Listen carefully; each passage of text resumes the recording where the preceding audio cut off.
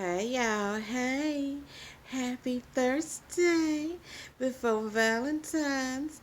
Y'all, it's day before Valentine's, which is on a Friday this year. I also call, so my sarcasm makes me operate in the way of it's either Valentine's Day or Singles Awareness Day. So if you've been booed up, all this season can on time about, and then tomorrow hit and you don't get no gifts or you don't get no candy, no text, no nothing, that's Singles Awareness Day. And now it don't count if they make up for it on Saturday. Now, y'all single. Y'all ain't serious. That's just me being facetious. Um, yeah, okay, so I got on because I wanted to share this little message with y'all that I got, and I was inspired to move forward with speaking it to you, just in case it's applicable in your life. So I was scrolling through the phone and I came across one of my ancestors, right? And I know of what I was told of her history and her background, but because you carry the blood of your ancestors in your veins, I decided I want to hear what she had to say. I'm tap in real quick. Big Mama came through, okay, and this is going back 5 generations that I'm talking about. This particular ancestor. Uh, she let me know that it's partly my responsibility to break a lineage deficiency. And that lineage deficiency is how the last 5 generations of women of her lineage, where I end, have been allowing disrespect. And it has to stop now. I was like, okay, well, I've been celibate for 10 years. I have been single for, actually, I've been celibate longer than that, y'all. I've been single a long time. I've dated on and off, but no situationships really time out. I've had some situations to happen, present themselves in the romantic sphere, but nothing to pop off seriously, because I just no, they weren't. Mm-mm.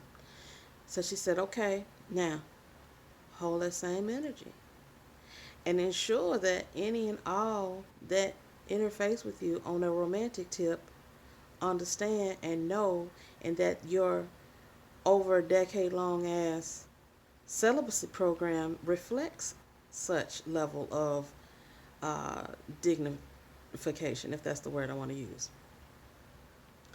I said, okay, all right. So the story goes, how it was given is that she was a child bride, A, and then B, her husband took her from her family. Now I won't get all the details, but and he was abusive. That's the bottom line. Now she did eventually divorce him, um, and I think she was my age that I am now. I'm in my mid 40s when she made her transition in the early 1930s.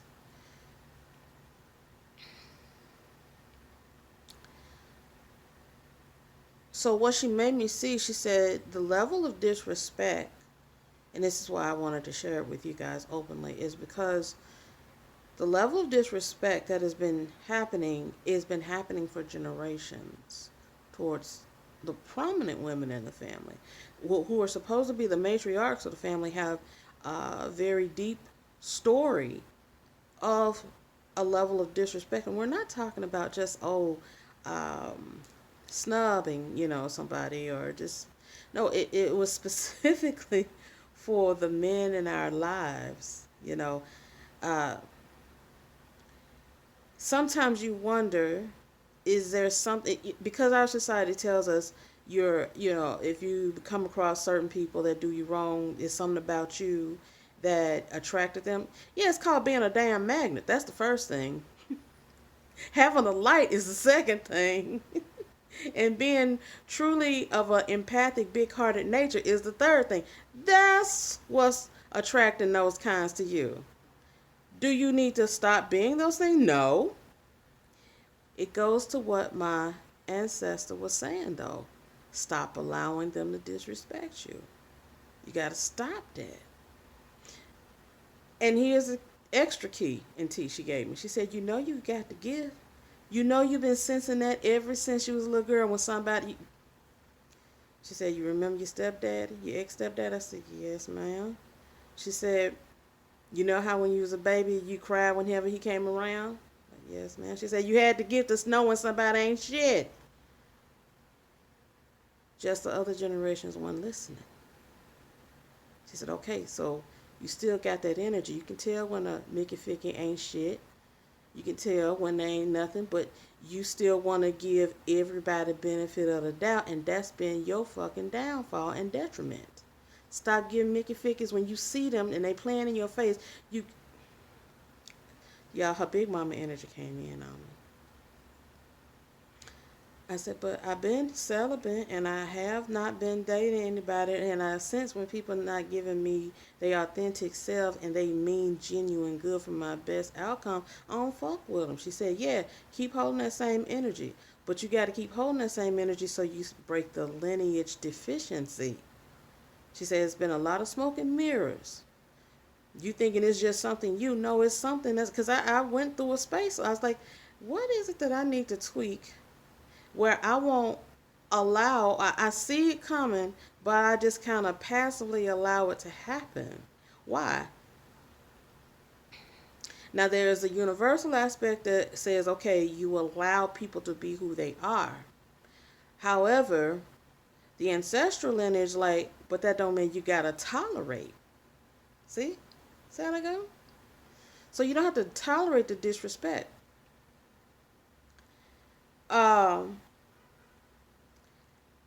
So I said in the way also of how if you don't know your family lineage, that's not your fault. That's by design in a lot of cases.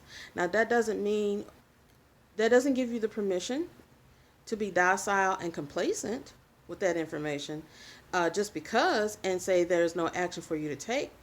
Even if you do and you still complacent and you remain docile,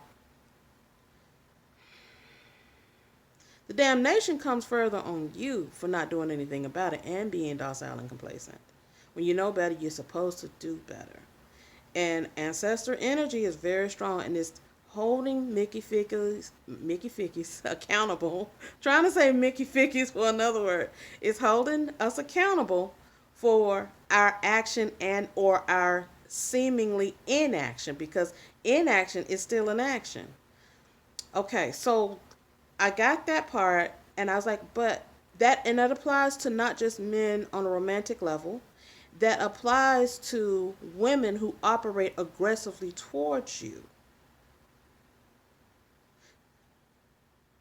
In your face or behind your back. Okay? Always ask for the revealing of who's not being in your best interest or acting in your best interest. It'll show you. Don't be complacent when the truth is revealed, because your ancestors are here to work with you to help you realize and actualize your best self. But they can only do that when you truly are operating in your own intrinsic transparency and authenticity for your own benefit and best self. The masks have to come off also. You have to be true to you. And the only way the ancestors going to operate through you, with you, and for your best good and on your behalf is when you're operating authentically and transparent for yourself, even if you're not doing it for nobody else. Got to be honest with yourself. That's the only way they're going to work with you. Otherwise, you fucking up. You further polluting the bloodline, But there's this one statement that this gentleman made. He was a former cop, and he was making the statement of when he was in training, initial, I guess, police training, academy training. They were telling him in certain households, this was his statement. He said in certain households, they instructed when you first enter that household, depending on the ethnic background, you either speak to the man or the woman, uh, who would be the patriarch or the matriarch. Said in Latino and also Black American households, you speak to the woman because she's the head of household, more than likely. But if you go to like an Asian or a Caucasian uh, household, you go and look for the male of the house because that's the one who makes the decisions. And he said he thought that was bizarre, odd, and weird, and he didn't like the fact that if he went into a Mexican or a black household, black American household, that he would have to speak to a woman. He said that didn't sound right to him, and it just was weird and odd, and he didn't like it. And I was like, okay, But you on a feminine planet. You on a whole feminine, matrilineal, matriarchal planet called Earth. I bet you wouldn't say that. And he's old school. I bet you wouldn't have said that shit to your big mama. Because he's old cat. Like, he had a big mama in his life. You not going to say that in front of your big mama. She will slap you to the floor and slap you to sleep in your musty mouth for saying something like that. You go to certain countries now, the woman is still the one who has the say. If you step in a particular neighborhood, a particular community, hell, even certain religious areas, you answer to the woman. The top woman, there may be a male around to do the mediation and or navigation or resolution on her behalf, but he's more or less her mouthpiece. She's the one who makes the decisions. So the Big Mom energy is here, you all, and I hope this was inspiring, but it was just something I thought I'd share and say because I know that this is a very powerful time. It's a lot of shifts that are going on. Shifting into the best version of you is the ultimate goal and outcome, whatever that looks like, however that looks, regardless of dimensions also. So that's all I wanted to share with you guys.